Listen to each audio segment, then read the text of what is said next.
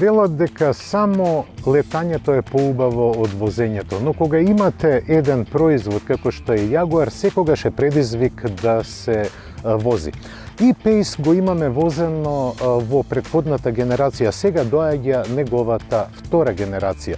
Визуелно не е многу сменето осем фаровите и мали измени на маската, но испод кожата има доста промени. Пред се, тоа е основата на E-Pace, бидејќи таа е сега комплетно на Jaguar Land Rover. Затоа што бракот со Ford заврши пред некои си 8-9 години. Па, новата платформа на најмалиот SUV на Jaguar сега е превземена од Range Rover Evoque и Land Rover Discovery Sport. Но не е само основата сменета, обновени се и моторите. Сега се од генерацијата Ingenium, што е многу важно, тие се 4-цилиндерски. Досегашниот дизел од 150 конски сили е засилен на 165 и добива блага хибридизација. Тоа значи дека треба потрошувачката да биде намалена, а перформансите зголемени. Jaguar објави дека веќе не е производител на премиум автомобили, туку на луксузни. А зашто тоа го прави? Baby Jaguar, односно малиот Jaguar е мал по димензии, но на задната клупа има доволно простор да се возат дури и 3 патници на пократки релации. Сепак би било идеално во него да се возат двајца патници на задната клупа.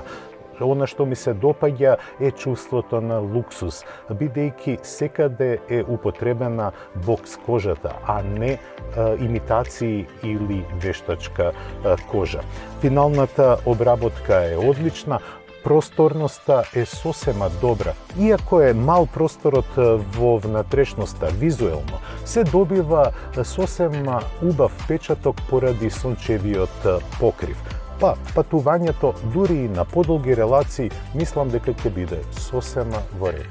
Возачката позиција во Jaguar E-Pace е висока, како кај вистински теренец. Овој кросовер пружа убава панорама за возачот, голема прегледност и со леснотија може да се следат сите инструменти.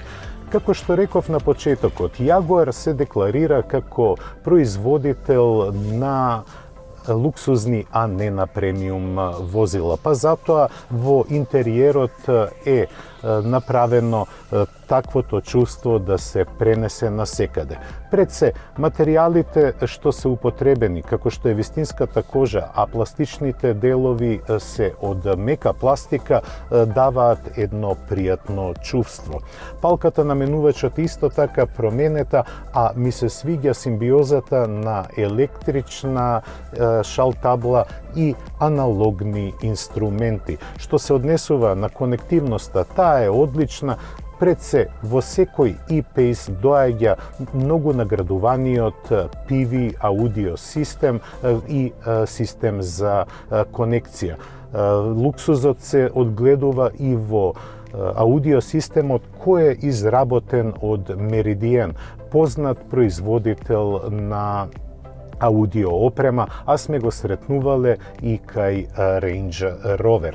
Автоматскиот менувач има 9 степени на пренос, но немате потреба да се играте со палката, туку зад управувачот ги имате шалтерите кои можат да ви пружат чувство на спортско возење. А кога сме кај возењето, ќе тргнеме веднаш за да видиме што пружа обновениот 165 конски дволитрен турбо дизел.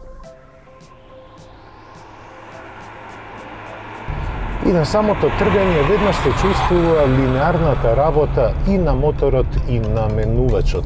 Тие се одлично синхронизирани, но немојте да ве буни името E-Pace, затоа што не е ова електричен автомобил. Има само мало појачување од благ хибрид, кој нема голема улога во динамичките својства на автомобилот. При само форсирање дизел моторот е бучен. Препознава електрониката дека сакате динамично да возите, па тогаш и ги менува преносите на поголеми вртежи. Тогаш е неизбежна бучавоста. Но ако сакате да возите култивирано, тоа е една друга приказна. E-Pace има погон на сите 4 тркала. Поточно, главното движење на предните, додека преку електрохидроудлична спојка се пренесува по потреба и на задните тркала. Ова решение не е баш најсрекно, затоа што електрониката знае малку да задоцни. Па, на по-динамични маневри се чувствува дека е склона каросеријата на надуправување. Инаку, префрлањето на тежината од една на друга страна добро ја прифаќа каросеријата. Портирањето е нешто помеко отколку што можете да очекувате од еден вистински Јагуар. На овој впечаток се надоврзуваат и пневматиците кои се со распон од 19 инчи, но имаат висок ѕид.